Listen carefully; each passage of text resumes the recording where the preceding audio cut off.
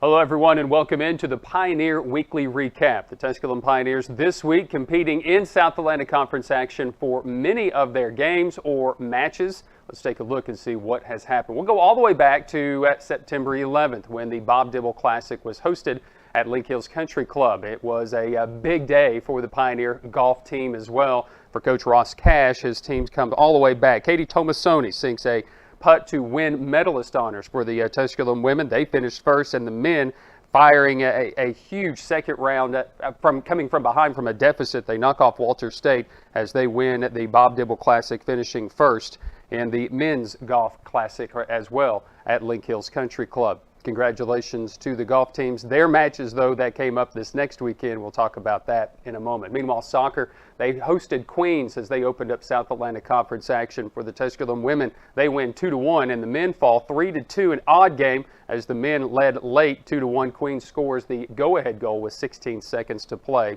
in regulation. In cross country, due to weather, was moved up from Friday to Thursday at the LR Invitational in Newton, North Carolina. Will Cronin finishes 9th overall, second among Division II runners, and the Tusculum men finished second at the LR Invitational. Meanwhile, Alyssa Furchess finishes 25th, the 6th South Atlantic Conference runner of those teams competing in the LR Invitational. The women finish 5th at the LR Invitational.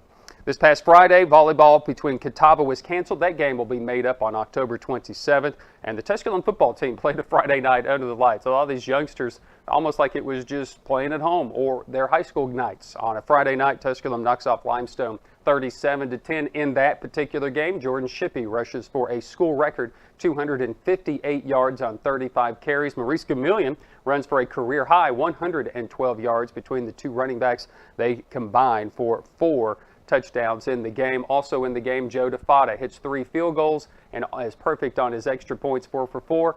Jordan Shippey was named the AstroTurf South Atlantic Conference Football Player of the Week. Joe DeFada, for the second consecutive week, was named the Special Teams Player of the Week. And then this past weekend, the volleyball team did play on Saturday. They were defeated by Queens 3-1.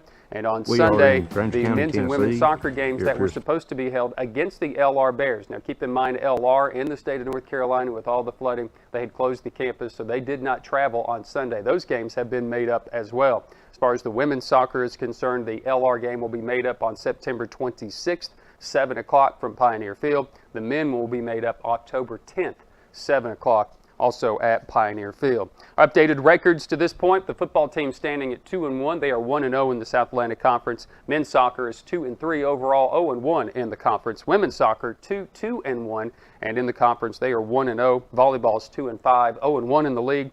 And the men's and women's tennis teams get underway for their fall portion of the schedule this weekend, and let's start there. Tuesday, that would be when the volleyball team returns to action. They travel to Harrogate, Tennessee against LMU. On Wednesday, the men's tennis team will travel to King and the women's tennis teams, and they'll be playing in Bristol, Tennessee. And the men's and women's soccer teams will go to Banner Elk, North Carolina. They'll take on Lees McRae at 5:30 and 7 o'clock, or I should say a 5 and 7:30 start for the soccer teams. On Friday, the volleyball team will take their South Carolina swing, as on Friday night they'll take on Anderson, and then Saturday the volleyball team will be at Newberry.